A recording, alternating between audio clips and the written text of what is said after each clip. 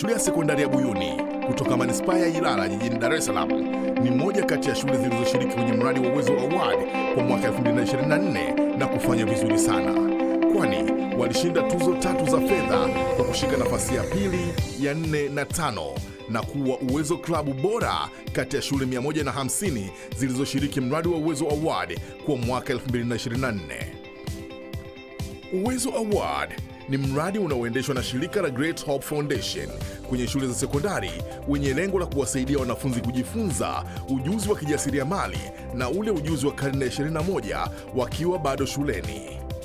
Je, kwa mwaka 2024 wanafunzi hawa wa Buyuni Sekondari walifanya mradi gani? Miradi tuliofanya 2024 tulitengeneza kiunga. Kiunga kilikuwa kimebomoka, pia kilikuwa hakina nyasi. Tumeweka tofali tukakijengea. Baada ya kukijengea tukapanda nyasi. Tulipanda nyasi tukatengeneza neno uwezo katika kiunga. Mradi mwingine tulitengeneza ngazi. Kuna madarasa ya form 1 ilikuwa yani kuna madarasa yametengana form 1 na form 1 yote ni ya form 1 lakini yametengana. Tumetengeneza ngazi kwa kuna changamoto yani kulikuwa ni kibaza kirefu. Wanafunzi waweze kutoka hapa na kwenda upande wa pili. Tukatengeneza pale ngazi. Mradi mwingine tuipaka rangi mbao zote za shule za madarasa zote. Tulinunua rangi, walishirikiana na wanafunzi, tulikuwa katika magrupu. Tukashirikiana kama wana uwezo tukapaka rangi mbao zote. Mradi mwingine tulifanya mradi wa kusafisha shule. Tulisafisha ndani ya shule kwa kufagia na kufyeka pembezoni mwa shule, nje ya fence ya shule kukawa pasafi. Mradi mwingine tulitengeneza mifagio ya kusimama ile ya miti mirefu ya kufagia. Tulitengeneza mifagio 28 ambao tulikabidhi asembo tukiwa na mwalimu wetu. Mradi mwingine tulienda kuwatembelea watoto yatima katika kituo kinaitwa Kind Heart. Tulienda kuwatembelea watoto yatima, tukakaa nao siku nzima, tulikula nao chakula kwa pamoja. Baada ya hapo tukarudi. Mradi mwingine tulienda kusafisha hospitali ya kata ya Buyuni ambayo ni kata ya Buyuni Sekondari iko hapo barabarani. Tunaenda tukasafishia vile pale tukapata elimu, wakatuelimisha madaktari waliokuwa pale, wakatuambia tujikinge na 1, 2, 3 ili tuweze kuishi salama katika mazingira yetu ya shule. Tulifanya miradi ya biashara. Moja ya miradi ya biashara ni kutengeneza kashata. Tulitengeneza kashata ambazo zilitupatia pesa kwa ajili ya kuendeleza miradi yetu. Mradi wa pili ambao tuliufanya wa biashara, tulitengeneza ubuyu kwa kuchukua ubuyu wa rangi nyeupe, kubadilisha rangi tofauti na kufunga kwenye mifuko na kuiuza na tukapata pesa kuendeleza miradi yetu. Mradi wa pili wa biashara ambao tuliufanya, tuliuza vimchele. Vimchele ni aina ya vitu ambavyo watoto wanapenda sana kula hasa hapa shuleni. Kwa hiyo tulipata wateja sana hapa shuleni, tukapata pesa ambazo zilitusaidia kwa ajili ya kuendeleza miradi yetu. Mradi wa tatu wa biashara ambao tuliufanya mwaka jana, tulifanya mradi wa biashara wa kuuza biscuits kwenye mapakti. Tuliuza biskuti hata pale shule, tuna duka la shule. Tuliuza biskuti kwa jumla na rejareja na tukapata pesa ambazo zilitusaidia kufanya miradi yetu. Pia mradi wa biashara mwingine ambao tuliufanya, tuliuza peni madarasani. Tulijiorganize wenyewe, watu 2, 3, 4 wakawa wanasambaza peni madarasani kipindi cha mitihani, kipindi cha darasani wakati wa masomo. Kwa hiyo pia ilitupatia sisi pesa ambazo zilitusaidia kuendeleza miradi yetu. Je, walipitia changamoto gani wakati wanafanya mradi wao? Tulipitia changamoto mbalimbali. Changamoto ya kwanza tulikuwa muda ulikuwa ni mchache. Unakuta labda tumepanga siku ya Jumatatu tukutane labda saa 10:30. Unakuta tunachia kutoka kwenye video, umeona tumeingia video tumetoka, unakuta kuna vipindi vingine tunataka tukae ili kudiscuss kwenye magroup. Unakuta ile muda wa kufanya miradi unakuwa ni mchache na unakuwa utosha. Kwa hiyo inakuwa ni changamoto moja wapo. Changamoto ya pili ni wazazi. Unakuta wazazi walikuwa hawaelewi nini maana ya Great Hope Foundation. Unakuta mwanafunzi anamwelewesha mzazi wake, lakini mzazi anaona yani kama ni upuuzi. Unakuta kuna muda mzazi anamwona mwanae anachelewa kurudi shule. So sisi huwa tunakuja mpaka Jumamosi akakufanya miradi. Unakuta Jumatatu, Jumanne, Jumatano, wiki nzima tunakutana pamoja na Jumamosi. Sasa mzazi ile hali anavyoona mwanae anachelewa kuja shule anapapendeza, na pia anapomwona mtoto anakuja siku za Jumamosi shule anakuwa kama amwamini, kwa sababu siku za Jumamosi hapa shule huwa hakuna utaratibu wa kuja, labda muamini na mwalimu. Sasa tukuta kuna siku moja tunafanya mradi siku ya Jumamosi, tulikuwa tunatengeneza nyumba kwa kupaka rangi. Kuna mzazi alikuja, yani kwa pressure, alikuja akiwa amekasirika, alikuja akawa anafoka baada ya kumwona mwanae mpaka muda wa saa 6 arudi nyumbani. Ila alipokuja sisi tukaweza kumwelewesha, tukamshusha pressure, na ndipo akamwambia basi mwanangu atakapomaliza tarudi, ila usipitie sehemu yoyote. Kwa hiyo ilikuwa ni changamoto. Changamoto nyingine ilikuwa ni ushirikiano. Baadhi ya wanafunzi wetu walikuwa wanaonyesha ushirikiano. Sasa tulichoamua kufanya ni kukomesha tabia kutoonyesha ushirikiano. Uliweka faini. Mtu usipohudhuria faini ni shilingi 500. Kwa sasa watu walipoona sipohudhuria siku 2 1000, siku 3 1500, wakaanza kuwa wanakuja. Kwa hiyo tusaidia sana changamoto nyingine tulikuwa tunapata. Watu wengine walikuwa tukienda kulima walikuwa hawezi kushika majembe, unakuta labda mnaofanya kazi ni wachache. Kwa hiyo tulitumia skills zetu ili kuwapatia na wao knowledge kubwa, waweze kushika majembe na wajue jinsi ya kulima. Kiukweli, yani baada ya kusikia Buyuni Secondary School imeshinda, kiufupi yani nilijisikia raha, nilijisikia vizuri, kwa sababu yani nilikuwa sijategemea kama tutashika nafasi ile, kwa sababu ndio nilikuwa kwa mwaka wa kwanza kushiriki katika Uwezo. Kwa hiyo nilijisikia raha, nilijisikia furaha, kiufupi nilishangilia na nilikuwa na vibe. Na je, ni jambo gani unajivunia kujifunza kupitia mradi huu? Zawadi, nimejifunza kuwa na confidence. Nilikuwa sina confidence katika kuongea na watu. Yaani ikiwa hivi naona aibu.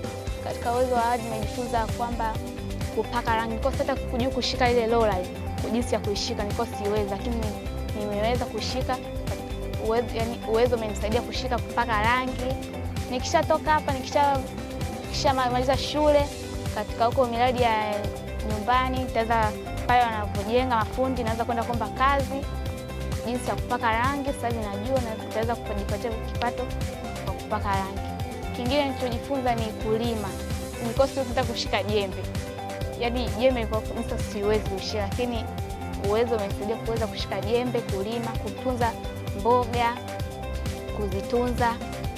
Kingine nilikuwa siwezi kutengeneza mifagio, lakini kupitia Uwezo wa Awadi nimejifunza kutengeneza mifagio, kuchonga zile chelewa, sijui nimeweza.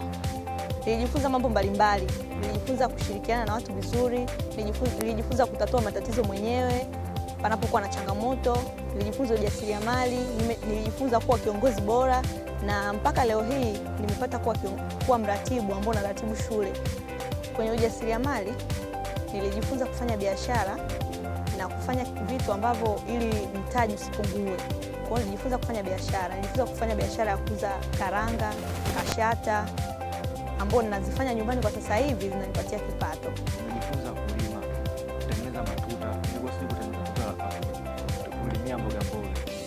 Ila ilikuwa nimejifunza ni cha pili. Nilikuwa mimi siwezi kuskimu, ila tulijifunza kuskimu na nikaweza kuskimu na nikaweza kupaka rangi. Pia kingine cha tatu nilijifunza kujenga, kunyosha tofali. Nilikuwa kampuni kikiwa mimi nijenge, niko na kwa siwezi. Nilijenga ngazi kule. Na tukajenga sisi wenyewe, tukanyosha tofali. Kingine kuroga zege.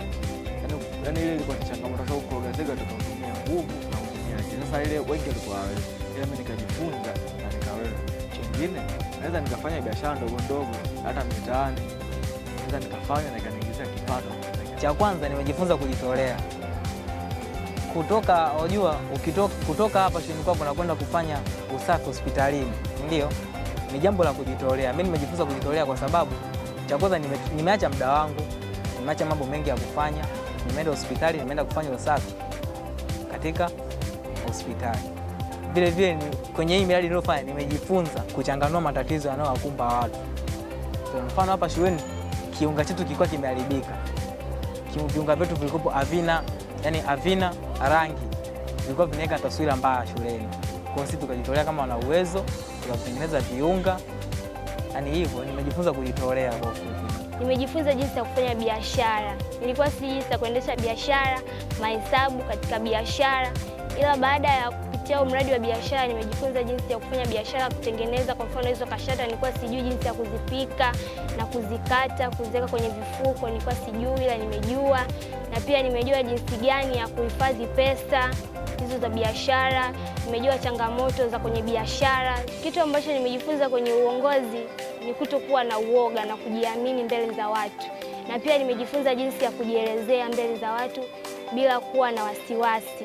Jambo ambalo nilijifunza, nilikuwa sijui kutengeneza fagio, lakini kwa kupitia uwezo nimejua kutengeneza fagio, na nilikuwa naona aibu kusimama mbele za watu lakini baada ya kufanya matamasha hapa shule nikawa na confidence maana nilikuwa naigiza mpaka najiona kama vile niko kwenye shooting kabisa. Nimejifunza vitu vingi kwenye uwezo, na vitu hivyo vimenifanya niwe na confidence ya kujielezea mbele za watu, na nilikuwa sina ujuzi wa kujua vitu mbalimbali hasa kwenye kilimo. Uwezo imenifanya nijue jinsi ya kulima vitu, kupanda mboga, kuzihudumia mpaka zimekua na kuzivuna, na zimenifanya niweze kujiingizia kipato katika jamii. Nashukuru sana Uwezo kwa kunipa fursa hiyo, na najiamini na sasa hivi na confidence kubwa kutokana na klabu ya Uwezo. Mwalimu mlezi wa klabu iliyofanya mradi huu alikuwa na haya ya kusema kuhusu huu mradi. Hakika miradi hii imefanya mambo makubwa sana kwa vijana wetu, hasa katika kuwafanya wawe na ushirikiano na pia kuwa na ujuzi wa kufanya mambo mbalimbali, hususani katika upakaji wa rangi. Kwa mwaka 2024 vijana wengi wamekuwa na uwezo wa uchanganyaji wa rangi na mafuta na hatimaye kupendezesha maeneo ya shule. Lakini pia kuna faida nyingine ambazo tumeipatia shule, ni pamoja na kuwapatia walimu vikombe, na huu mradi ndio ambao umeipaisha au umeitangaza vizuri klabu ya Uwezo katika shule ya sekondari Buyuni. Na kuanzia hapo hatukumbana na changamoto, kwa sababu walimu waliona kwa namna gani vijana wanaweza kufanya mambo mazuri ndani ya shule na nje ya shule.